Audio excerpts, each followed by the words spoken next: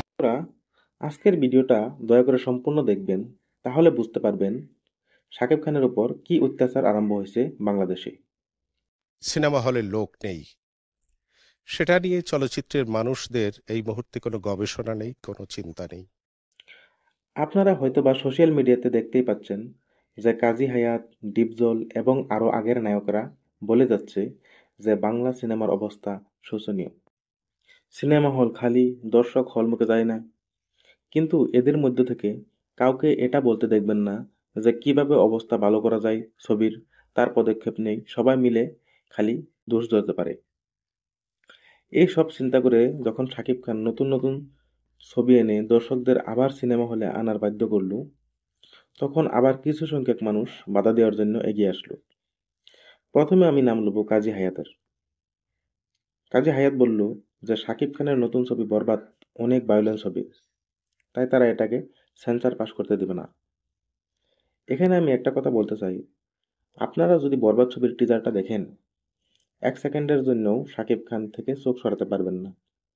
যেরকম সুদর্শন লুক তার, তেমন অভিনয়, আর কি ডায়লগ ডেলিভারি, অসাধারণ। কাজী হায়াত চেষ্টা করলেও সাকিবিয়ানদের সাথে জিততে পারেনি। সে সাকিবিয়ানদেরকে মারুফের লুকের ধমকিও দেয়। আমাদের কাজী হায়াতিয়ানও আছে, আমাদের কাজী হায়াতের লোকও আছে, আমাদের মারুফের লোকও আছে। কিন্তু সাকিবিয়ানরা কি হার মানতে পারে? তাই শেষে কাজী হায়াত হার মেনে বলে যে বরবাদ ছবি কোনো কাটাকাটি হবে না, আনকাট ভাবে রিলিজ করা হবে। এরপরে কাজী হায়াতের ছেলে কাজী মারুফ লাইভে এসে একরকম ধমকি দেয় আর গালাগালি দেয় সাকিবিয়ানদেরকে, আর বলে যে আমার বাবা ঠিকই বলছে, বরবাদ ছবি বন্ধ করা উচিত, আর আমাকে রাগালে কিন্তু কথা খারাপ আছে। অশিক্ষিত মূর্খের বাচ্চারা আপনারা আপনারা শুধু শুধু আমার বাবাকে এনে এখানে শুধু শুধু তাকে দিয়ে প্রমোশনস করিয়েন না। যারা এই বর্বর সিনেমাগুলি দেখতে পছন্দ করেন, এটা কিন্তু আস্তে আস্তে এটা কিন্তু এফেক্ট একটা একটা করে হচ্ছে এরকম। বরবাদ ছবি অনেক ভায়োলেন্স, মানুষকে ভুল পথে পরিচালনা করবে। এখানে আমি বলতে চাই যে তাদেরকে, যারা বলছে যে বরবাদ সিনেমাতে অনেক ভায়োলেন্স দেখানো হয়েছে, আপনারা যদি বাইরের দেশের ছবিগুলো দেখেন, সেখানে কি ভায়োলেন্স হয় না? রিসেন্টলি অ্যানিমেল মুভি রিলিজ হলো ইন্ডিয়াতে, সেটা তো বন্ধ করে দেওয়া হয়নি, সেটা তো অনেক ভায়োলেন্স ছিল। কাজী হায়াতকে আমি বলতে চাই যে আগের মতো সিনেমা এখন চলবে না, কারণ আগের প্রজন্ম আর এখনকার প্রজন্মর মধ্যে রাত দিন পার্থক্য আছে।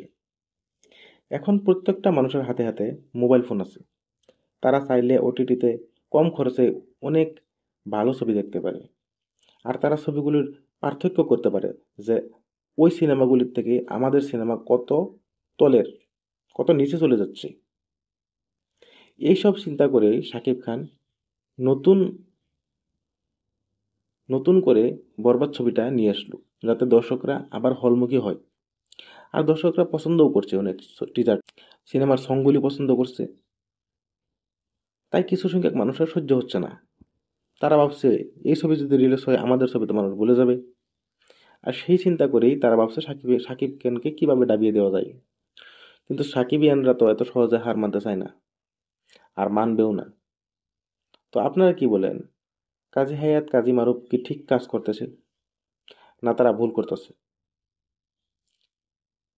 আপনারা অবশ্যই কমেন্টে জানাবেন। আমি এটা বলি না যে সাকিবিয়ানরাই কমেন্ট দেন, সবাই কমেন্ট দেন, সবাই কমেন্টে জানান, নিজের মতামত প্রকাশ করুন। Thank you for watching.